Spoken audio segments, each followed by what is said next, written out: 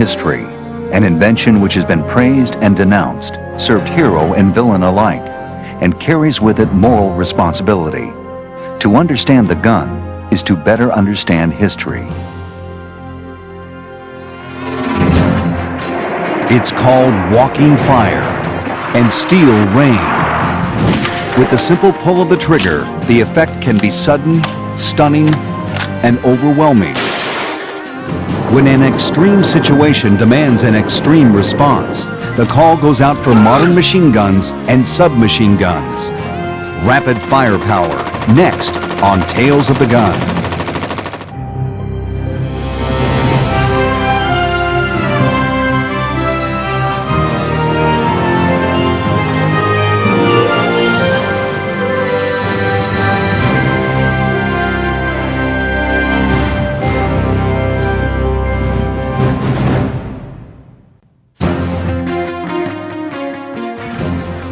The machine gun.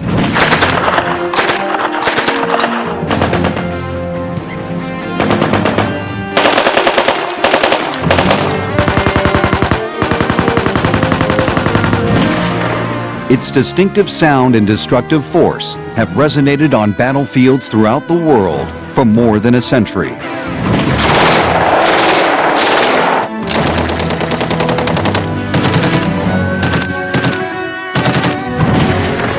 Yet the quest for rapid firepower has captivated the imagination for as long as nations have waged war. Even before the advent of guns and gunpowder.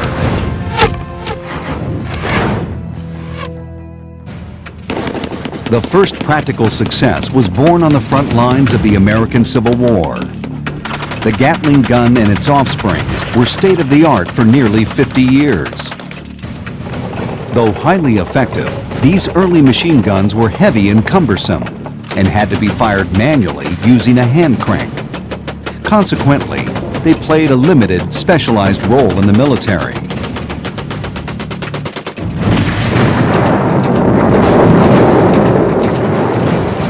That changed with the outbreak of World War I, which saw a new generation of automatic firing machine guns dominate and define trench warfare. Large, powerful weapons such as the Maxim, the Hotchkiss, and the Vickers fired hundreds of rounds per minute at distances over 1 mile away. You couldn't charge a well-integrated battery of machine guns that had interlocking fields of fire without getting decimated. That's why the casualty rate was so high. I mean, a whole generation of Europeans were wiped out, not necessarily by the machine gun, but the machine gun forced the tactics of World War I. During the war's last few months, 2 new infantry guns were introduced. Weapons which harnessed the machine gun's power and wrapped it in a smaller, more mobile package. Germany's Machine Pistol 18, one of the first submachine guns, and America's Browning Automatic Rifle, or BAR, held much larger capacity magazines than standard issue rifles. But more importantly, those magazines could be emptied in a matter of seconds, giving the single soldier the strength of an entire unit. Although these new guns saw only limited action, military officials realized their potential. Portable automatic weapons of this type would characterize rapid firepower for the remainder of the 20th century.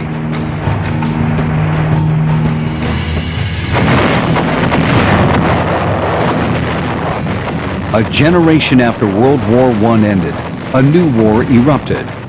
This time, the fighting wasn't limited to trenches dug in Northern Europe. World War II was fought around the globe, in cities and jungles, in deserts and mountains. And a variety of machine guns proved indispensable on every front.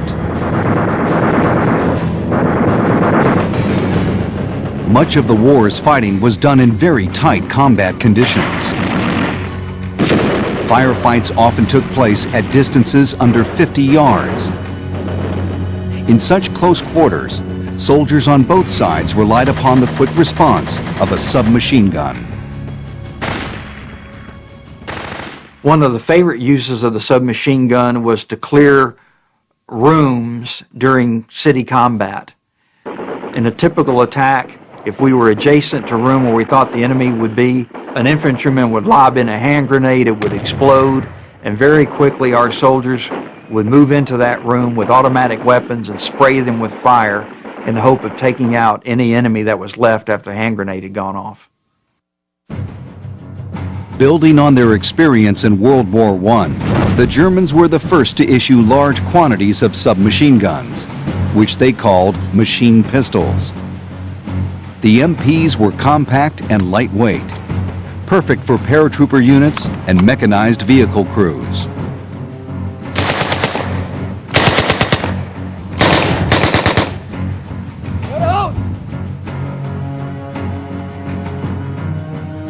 Germany's premier machine pistols were the so-called Schmeissers, the MP-38 and MP-40. Both weighed less than 9 pounds, held a 32-round magazine, and fired at a rate of 500 rounds per minute. Like all submachine guns, the German MPs used pistol-caliber bullets. This limited their effective range to 70 yards, less than the length of a football field. With practice, an experienced soldier could accurately fire single shots, short bursts, or full magazines.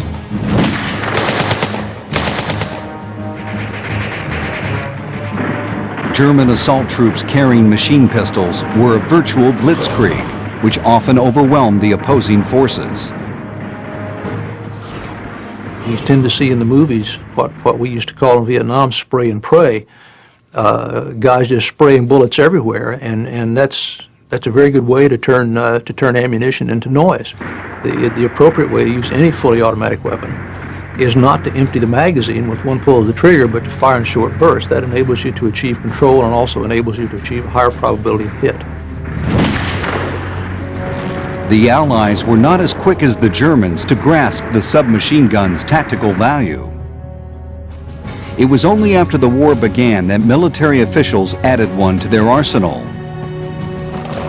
The John Thompson-designed .45 caliber submachine gun. Originally built for use in World War I as a trench broom, the Thompson fired 100 rounds in only a few seconds. However, the war ended before the gun reached the battlefield. But at the onset of World War II, the Thompson was reintroduced and quickly became a favorite with the troops. It was later modified and designated the M1. Most were issued to armored vehicle crews, squad leaders, and paratrooper units. Another very effective use of the submachine gun in close quarters combat was to use it against the crews of enemy armored vehicles or pillboxes. Once our troops were up close and believed that they had captured it, it was not unusual for an American soldier with a submachine gun to step forward and spray a clip of ammunition inside of the pillbox or through the open hatch. During the war, the Allies produced large quantities of new, less expensive submachine guns. The American-made M3, better known as the grease gun, and the British-made Sten. This is the British Mark II Sten submachine gun. It's very simple, blowback operated, fires from an open bolt. 32 round magazine, slap it home, take it off safe.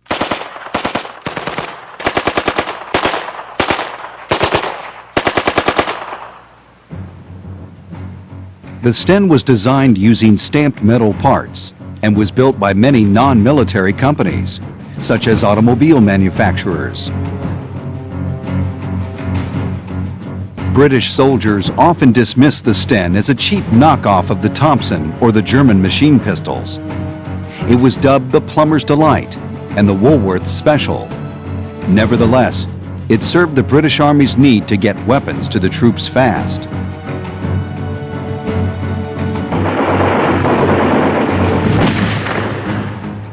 But no one valued this submachine gun more than the Soviet Union. Over 8 million were produced between 1940 and 1945. The Red Army often armed entire infantry units with submachine guns.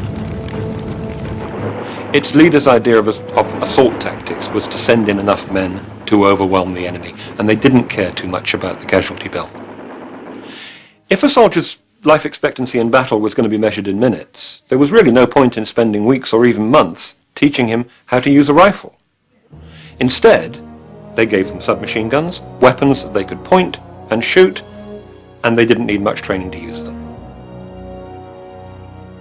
One submachine gun born under unusual circumstances was the Russian PPS-43. This is the PPS-43 pistol Pulyamet Sudarev, designed by an engineer named Sudarev during the siege of Leningrad and built mostly from stamped parts.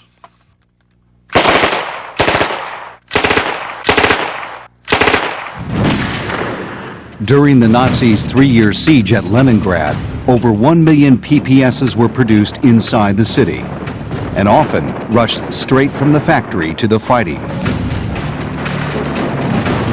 The end of World War II marked the end of an era for the submachine gun. In the years that followed, it lost much of its military importance to the assault rifle.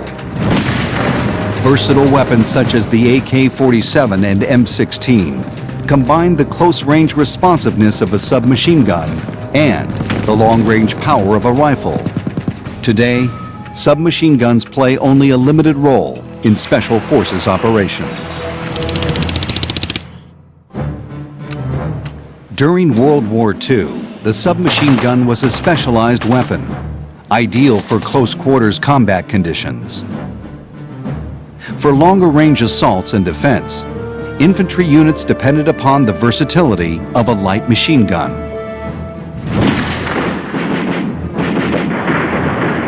Its mobility, range, and firepower were central to a squad's ability to safely maneuver on the battlefield. Unlike a submachine gun which fired a pistol-caliber bullet, a light machine gun fired a more powerful rifle bullet, such as the .30 caliber. This gave it greater punch at much greater distances. Most models had an effective range of 1,000 yards, more than half a mile, and a rate of fire of over 500 rounds per minute.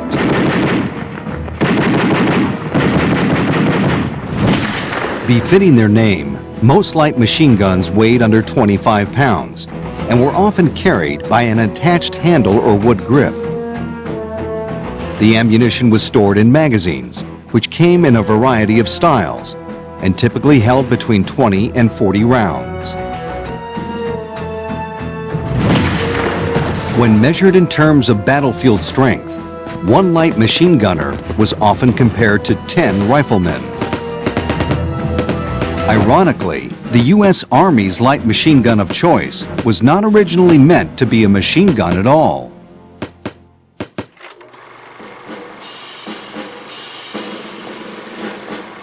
When the Browning automatic rifle was designed in 1918, legendary gunmaker John Browning intended it to be used as an assault rifle. However, its 16-pound weight proved too heavy for an infantryman to fire accurately from a standing position. Thus, the World War I rifle became World War II's light machine gun. At the time, a typical U.S. infantry squad was made up of 12 soldiers. 10 were armed with semi-automatic rifles. 1 carried a bolt-action long-range rifle, and 1 manned a 20-round automatic firing BAR. The purpose of the BAR, both offensively and defensively, was to form a base of fire for our infantry platoons, to pin the enemy down, to keep his head down while our other infantry elements maneuvered onto the flanks of the enemy or tried to bypass them. Private First Class Bill Reynes was a squad BAR man with the 28th Marine Regiment at Iwo Jima. the theory that you only shoot at a target you can see is not true. You shot where you thought there was a target, and you shot to allow your men to move forward, and to do so you had to keep the enemy's head down. So volume of fire was the most important part of all.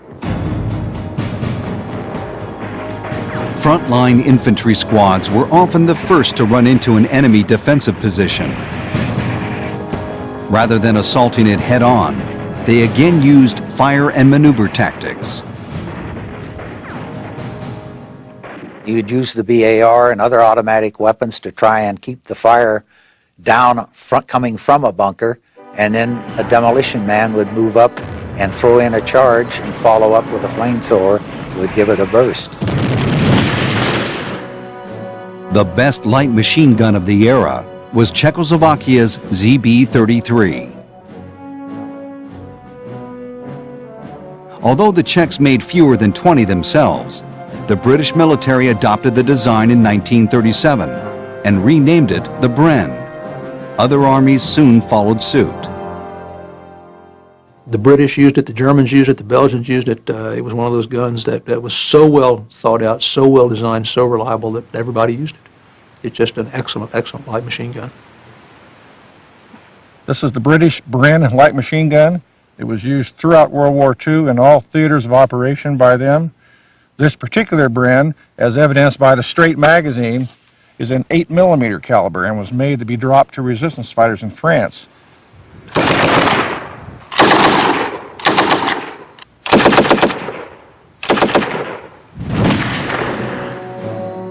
The standard Bren came equipped with a distinctive top banana box magazine. Like the BAR, it was fired mostly from the prone position using a bipod. But the Bren could also be fitted with a larger capacity pan magazine and flexibly mounted on a tripod for a longer sustained rate of fire. British troops loved the Bren for its simplicity to maintain, reliability under harsh conditions, and extreme accuracy. Even though Great Britain stopped producing the Bren in 1971, it is still considered the finest light machine gun ever made.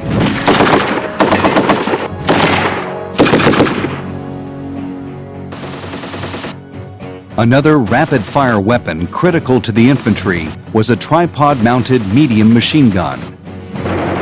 First introduced as a fixed-position defensive weapon in World War I, it became a mobile offensive weapon in the next war.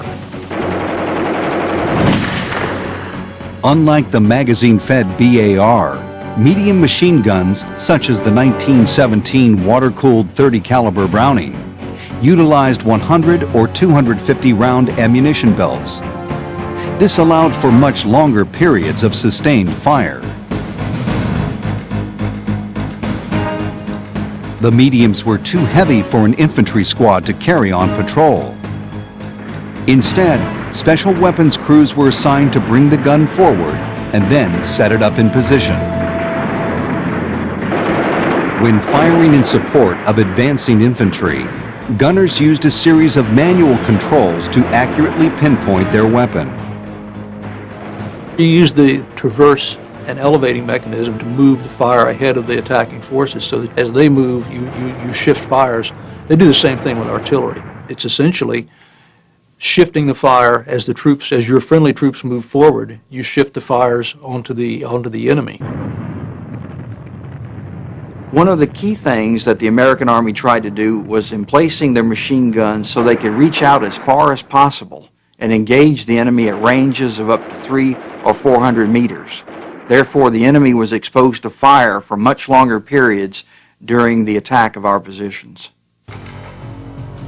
But as good as the Allied machine guns were, the Germans had something better. It was, in fact, a revolutionary new hybrid, the universal machine gun.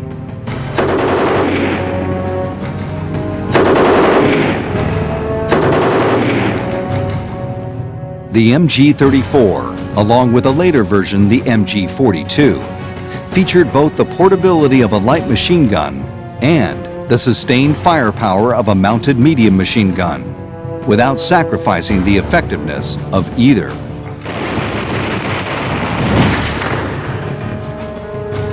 The versatile MGs weighed just 30 pounds.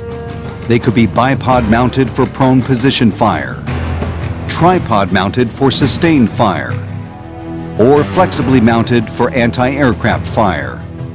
They could be belt-fed or fitted with a 75-round drum magazine.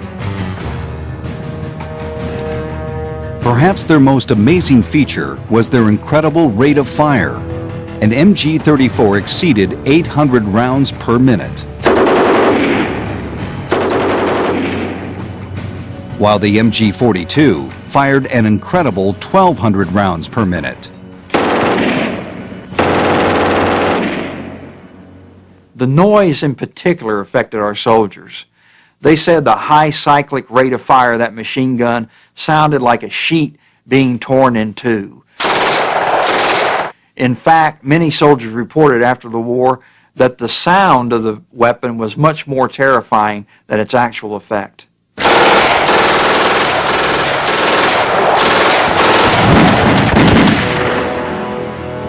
Germany's machine guns formed the heart of the Wehrmacht's ground forces, both from mounted positions on armored vehicles and in the hands of the infantry.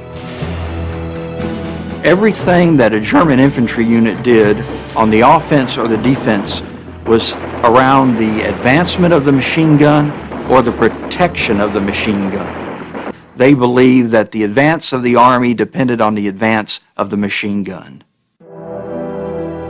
The German MGs were also crucial to Hitler's Fortress Europe defenses. Advancing Allied troops ran into thousands of machine gun nests and bunkers. Fighting in the face of these firestorms was not something that was easily done, nor easily forgotten. Soldiers will tell you one of the unexpected things about being the object of machine gun fire is the great impact of the shells. Machine gun bullets do not hit with a thud. They crack, they pop, they snap. And it's something that would instill fear in anyone.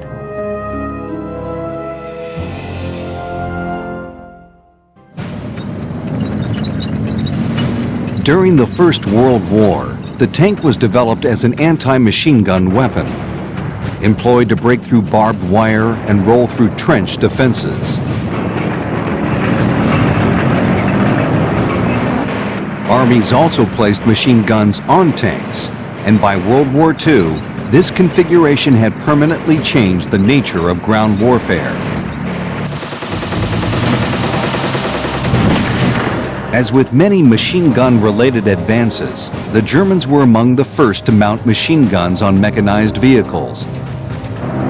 Armored tanks and personnel carriers were large enough to support not only the weight of one or more large guns, but also the vast amounts of ammunition needed. These weapons were key ground components during the Nazi Blitzkrieg. The early German successes forced other nations to take notice. Soon, most combat vehicles featured a mounted medium or heavy caliber machine gun. U.S. tanks featured two types of machine guns: a fixed position 30 caliber aligned with the cannon, and a much more powerful 50 caliber mounted on top.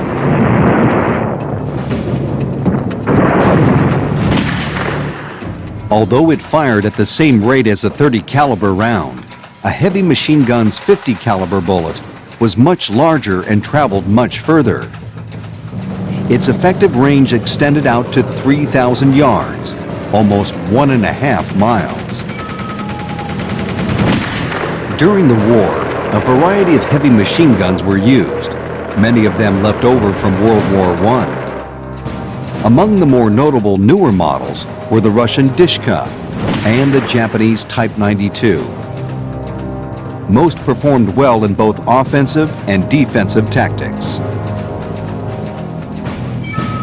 However, all heavy machine guns paled in comparison to the John Browning designed 50 caliber model 1921A1, known affectionately for 80 years as Ma Deuce.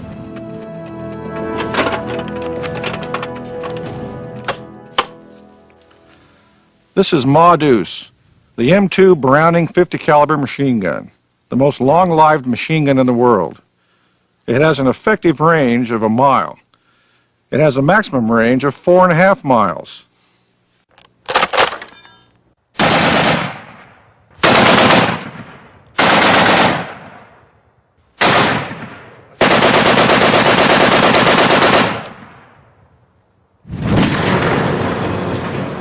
During World War II, the U.S. produced more M2s than any other machine gun.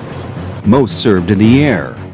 In the days before guided missiles, it was an ideal weapon in high-altitude dogfights.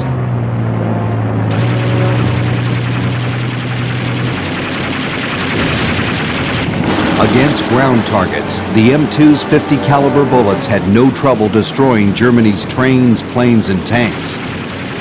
When attacking a train, a pilot's tactics included first disabling the locomotive, then returning to strafe the stranded rail cars. Heavy machine guns were also employed to shoot down planes. The Navy used quad or single-mounted guns to help knock out suicidal kamikaze pilots before they could crash into a ship.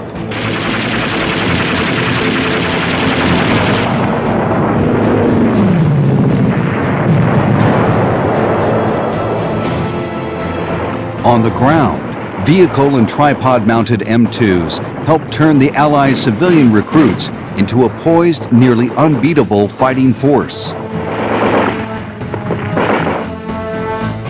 In the combat zone, even veterans sometimes tended to freeze under fire and not shoot back. To overcome this tendency, General George Patton sent his armed vehicles forward to help inspire his infantry. One of the beauties of marching fire was its simplicity. What this looked like was American infantry formations supported by tanks with their machine guns, advancing in a line against the enemy, putting out a great volume of fire. We found it was very effective because it built confidence in our troops. They could see one another on the battlefield, combine their efforts. One of America's greatest war heroes, Audie Murphy, became a battlefield legend, thanks in part to a Browning M2.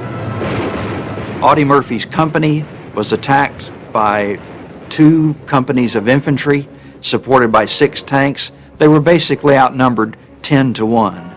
He made the spontaneous decision to get onto the back of a burning armored vehicle and to take hold of a 50 caliber machine gun and to use it to delay the German advance. It turned into a long defensive battle. Over the course of an hour, armed with his 50 caliber machine gun, Audie Murphy held up the German advance, finally turned it back, and personally inflicted 50 casualties on the Germans. And for that action, he was awarded our country's highest award, the Congressional Medal of Honor.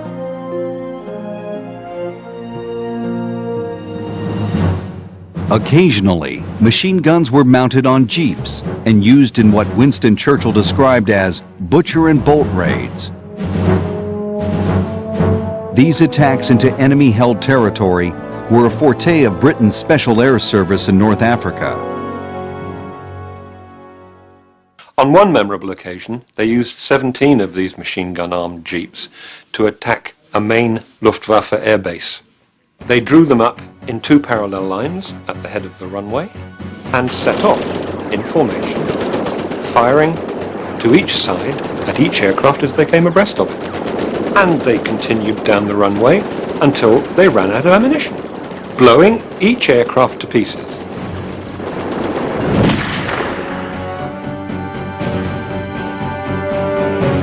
In the years since World War II, the M2 heavy machine gun has continued to make an impact.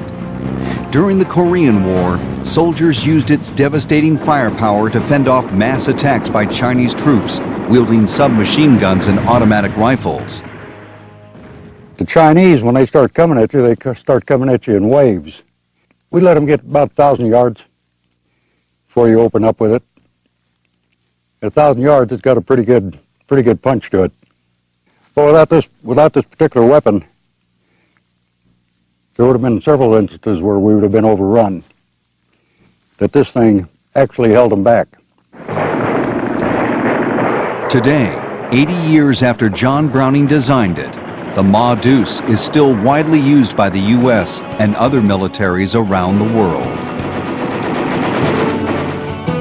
Perhaps more than any other weapon, the Browning 50 caliber machine gun has a legacy of tremendous service by American forces.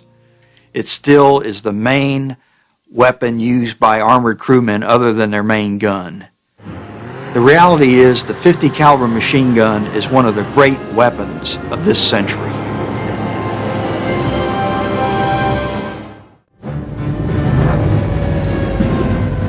In the years following World War II, the machine gun evolved into fewer but more versatile versions.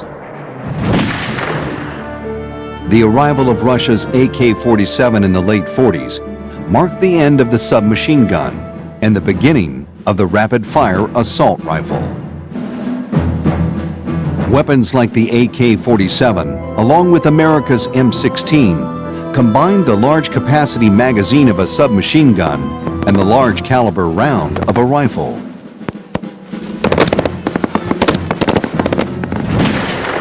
The war in Vietnam witnessed the first full-scale battle between these two rivals.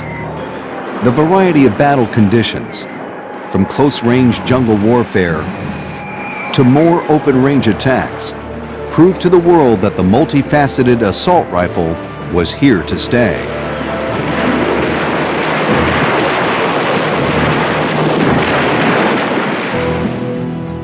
During this period, another type of machine gun was born, one modeled after Germany's Universal series. The so-called general-purpose weapon combined the features of both a light and a medium machine gun. These new generation guns were belt-fed and fired from both the prone position using a bipod or from a mounted position on a vehicle or tripod.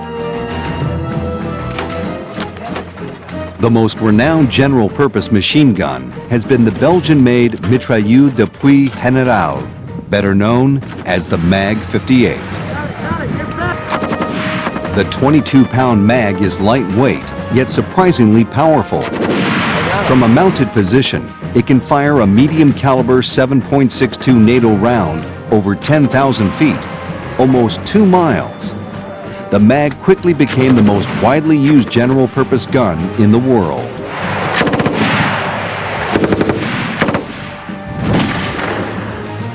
The U.S. military, however, adopted its own version of the general-purpose machine gun, the M60.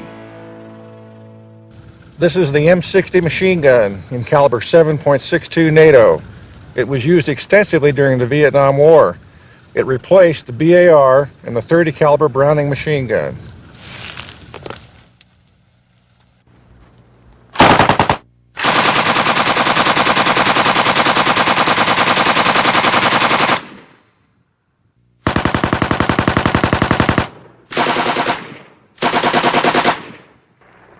Its maximum rate of fire, the cyclic rate, is over 550 rounds per minute.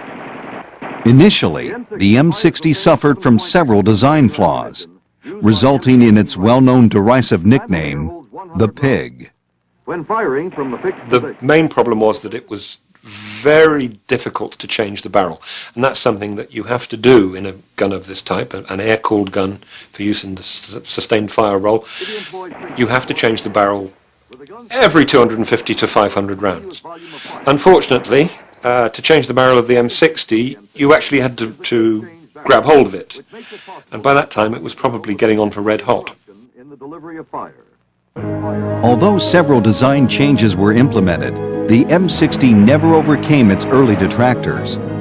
Still, for a soldier used to lugging an old 30 caliber Browning into battle, the lightweight M60 at 23 pounds was a big improvement. But when we first got them, when I first joined the Army, we traded in M19, 19A6s, which we were using in the light machine gun role. In fact, these things weighed 35 pounds. They were ponderous. They were unwieldy. So we were quite happy to get the M60. In my experience at the time, the guns were extremely reliable.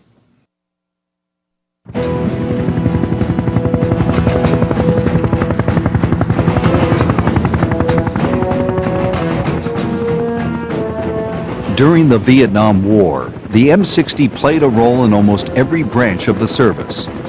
In the infantry, the M60 served as a reconnaissance team's main weapon. In an ambush, it was much more powerful than an M16 rifle.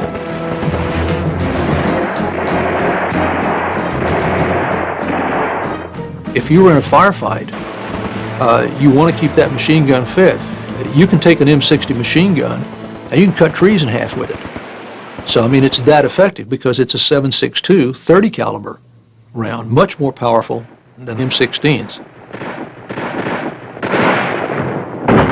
One of the Army's tactical adaptations in Vietnam was to use armored personnel carriers, not to carry infantry, but to carry machine guns. We learned early on in the war to mount machine guns on our armored personnel carriers and to use them to literally bash their way through the jungle. The beauty of it is our armored personnel carriers were light, they were reliable, and it gave our soldiers protection. On the offense, this allowed our troops to advance the M60 machine guns and also the 50 caliber that was on our armored personnel carrier. The armored personnel carrier also provided excellent defensive protection in the event of enemy ambushes.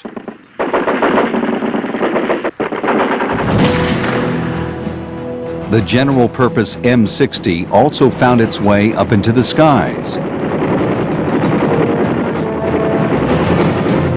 Many helicopters featured dual-mounted machine guns, mechanically controlled by a gunner seated inside.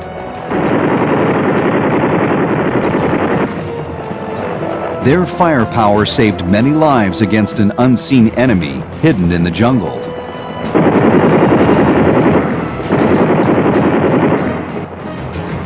Helicopter gunships were often fitted with other types of machine guns, including 50 caliber Brownings and a modern version of an old familiar weapon, the Gatling gun.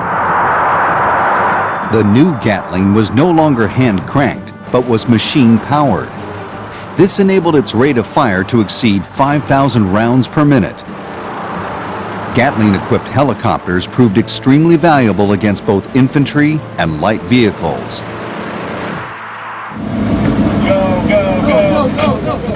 A decade after Vietnam in 1984, the U.S. Army replaced the M60 with another general-purpose machine gun. The squad automatic weapon, also known as the SAW, was modeled on the Belgian MAG. Like the BAR and M60, the SAW is the infantry's primary squad-level assault machine gun. What differentiates it from the original light machine guns is the smaller cartridge, intermediate cartridge. And the M249, made by FN Herstal in Belgium, and known as the Minimi elsewhere, is fed from either a linked belt, disintegrating linked belt, or by magazine. Throughout the 20th century, machine guns and submachine guns have been, for the most part, military weapons. However, they've also left a bloody trail in the hands of civilians. On the urban battlefield, rapid-fire weapons have found a home on both sides of the law.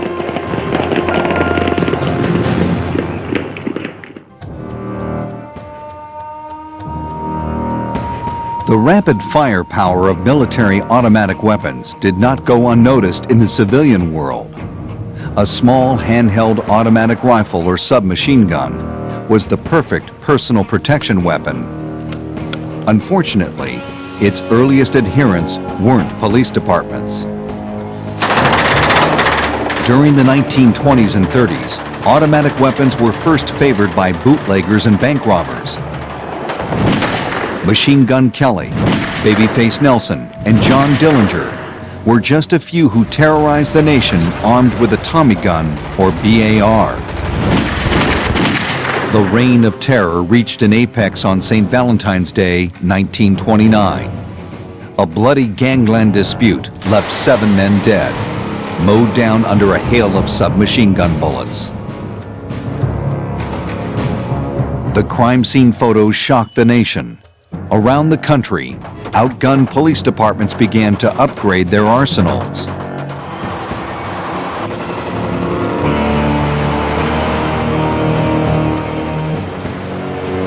Under FBI Director J. Edgar Hoover, government agents learned how to fight back. The G-men underwent training using many of the same weapons and methods employed by the criminal underworld. The police were soon on the offensive, armed with their own BARs and submachine guns. This reenactment of the death of Bonnie and Clyde was filmed just minutes after the actual ambush took place. It clearly demonstrates the overwhelming force and destructive ability of automatic weapons. The 1960s ushered in a new type of criminal and a new level of firepower.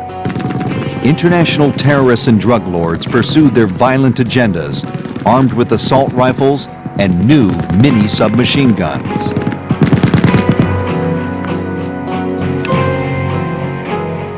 The most famous of all mini subguns was first produced in 1951. It was designed by an Israeli army major named Uziel Gal.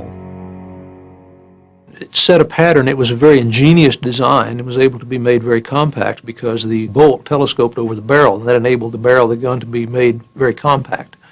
So for troops and armored fighting vehicles, and that's what it was designed for, you could get out very quickly and you weren't encumbered by a big long gun.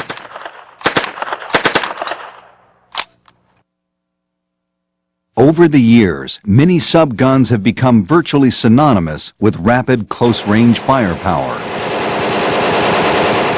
You pour one out, you can loose off a 30-round magazine in a second and a half. All you get is one jet of flame and one burst of sound. You can't hear individual rounds. It's just zip, and the whole magazine's gone. 30 rounds.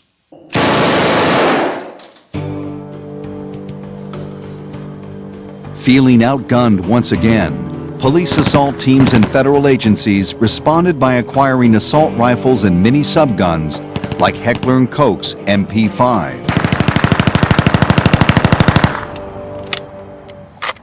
This is the MP5 submachine gun made by Heckler & Koch in Oberndorf, Germany. Possibly the finest machine gun in the entire world.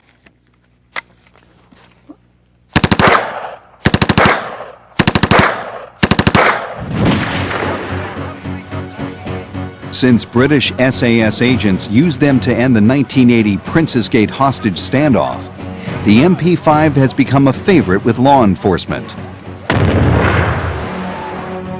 In the U.S., it's a preferred weapon of SWAT teams, DEA agents, and even local police departments. It is renowned for its advanced roller blade locking bolt system, which reduces recoil and helps improve accuracy. Usually in a SWAT team, first 4 or 5 people would be armed with a submachine gun. You want to have enough volume of firepower on the initial point of entry. The first few people through that door would be able to address an adversary. That's the most critical time in serving a high-risk warrant, is at that point of entry. Today, law enforcement organizations around the world have once again started to match the criminals' firepower. But the worry remains about what the next generation of machine guns will bring.